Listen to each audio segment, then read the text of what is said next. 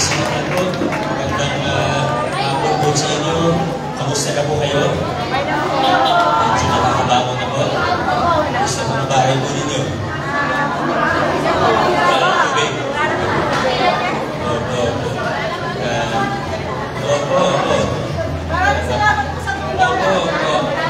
Walang naman. Ito naman po ay galing sa inyong lumalabang alam. Habang nag-distribute po tayo, tuloy-tuloy lang po yung validation and distribution natin habang ginagawa po nila yan. Kaya hindi po bumati po kami ng konti at meron din siguro konting announcement o pagkaliwanag po ng konti. Pati po lang siyempre kasama natin si Councilor Cory na hindi na po magsalita. Ayaw magpaawan kahit may konting karamdaman. Talagang napakasipag po talaga.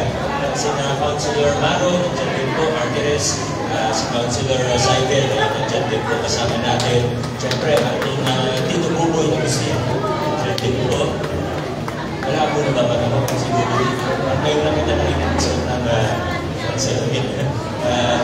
Anyway, sige na po lang. Mga kagawad, good afternoon po.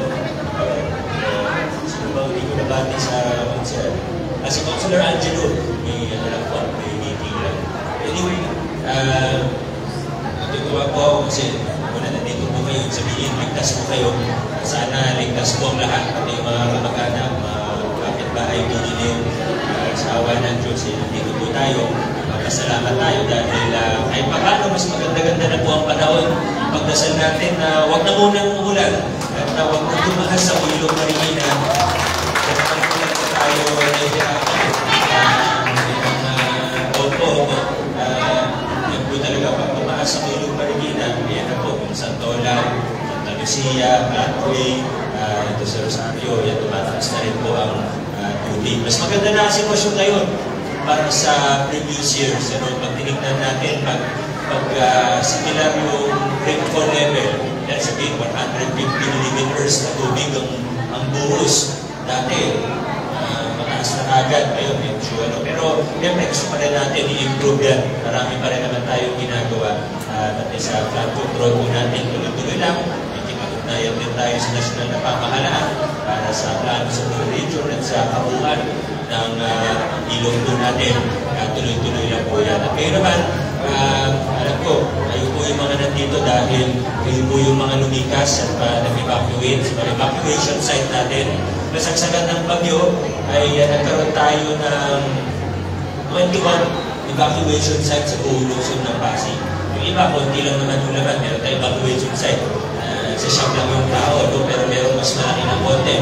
Gaya po na rito, pinakamalaki po yung sa barangay Santolan. Talagang tabing ilog po sila dulungan ng tumataas natin. Pag tumaas pa sa Marikina side. 2,883 families po tayo na lumikas at punta sa mga evacuation site po natin. Kaya talagang siniguro rin po natin na may mga tulong po tayo na ibigay. Ating congressman ay tumulong din po. Siniguro po niya na may restorative food packs po tayo. Yung galing naman po sa lungsod, siguro natanggap naman po natin yung hygiene kit, family kit, yung sa sleeping kit po natin, at yung mga food pack, at sinisiguro natin na agad yung distribution po natin, wala na kailangan nantayin na kung sinong dumating. Wala na po, basta ibigay na po kaagad. Pati yung mga hot meals po natin. At hihingi rin po ako ng kung na rin yung pagkakataon po ako ng pasensya sa inyo. Kasi alam ko po yung mga hot meals natin kasi minimonitor po natin yung sa lahat. Minsan medyo nahuhuli po talaga, pero alam ko naman po, naunawaan yun ng bawat isa.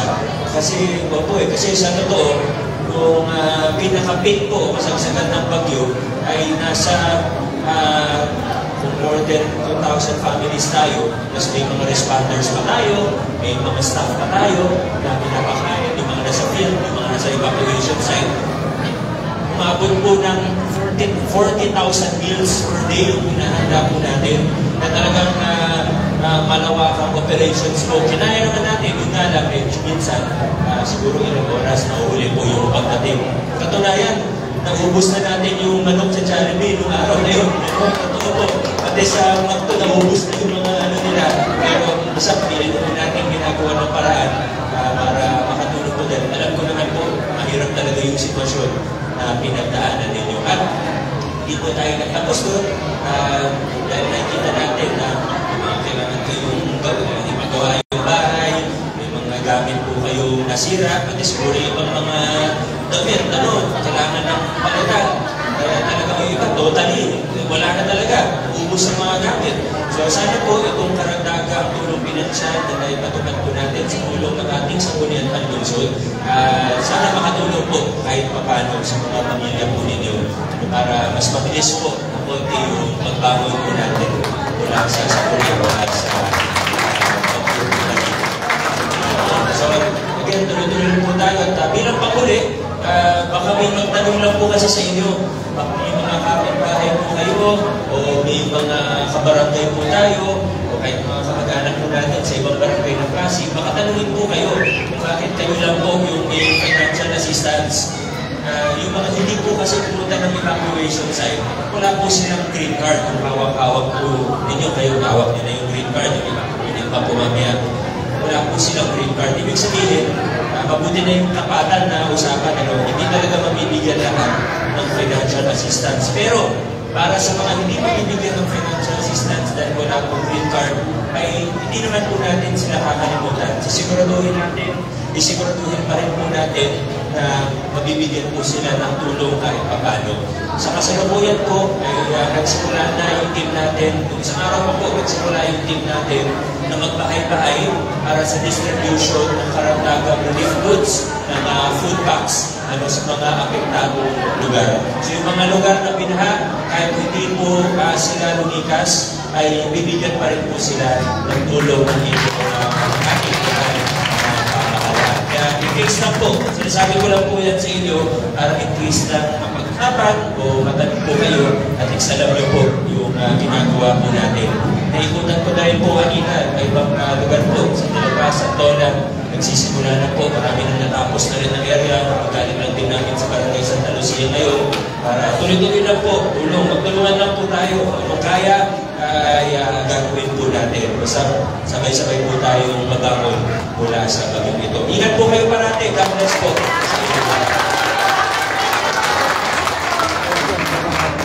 Ayan, so isang pa-thank you po ulit sa ating Mayor Vico Soto. Thank you naman palakpakan po, syempre. Syempre, hindi pa po tapos.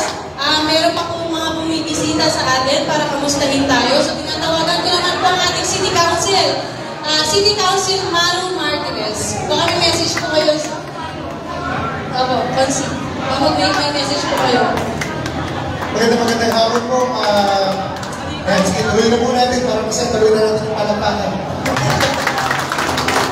Napag-view naman na po ni Mayor Vico kanina mga importante. Isahin, lokal na pamahalaan po natin. Siyempre, hindi lang yun dyan tuwing nagpe-prepare tayo ng sakuna. Tutulong rin po at gagawin po natin ang parang upang mas mabilis tayo makabalik sa normal at makabangon ulit sa nakaraang baha. Siyempre, alam ko yung iba sa inyo, hindi pa nakakapagtrabaho, hindi pa nakakapag-inis ng bahay. Pero unti-unti po, magbabalik po natin ito sa lalong madaling panahon. Hindi po, God bless po ang pabuhay po kayo.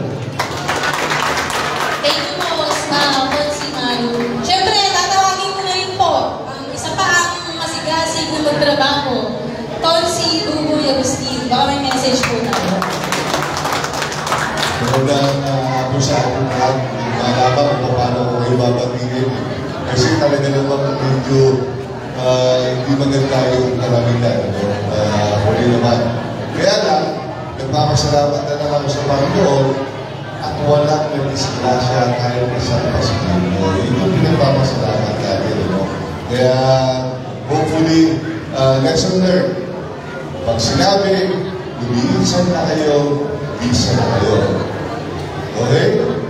Pero meron akong biglang isang technique na tutulong sa inyo. Kung ayaw nyo umalis sa bahay, magputos kayo ng kasama yung bahay. Diba? Tawa?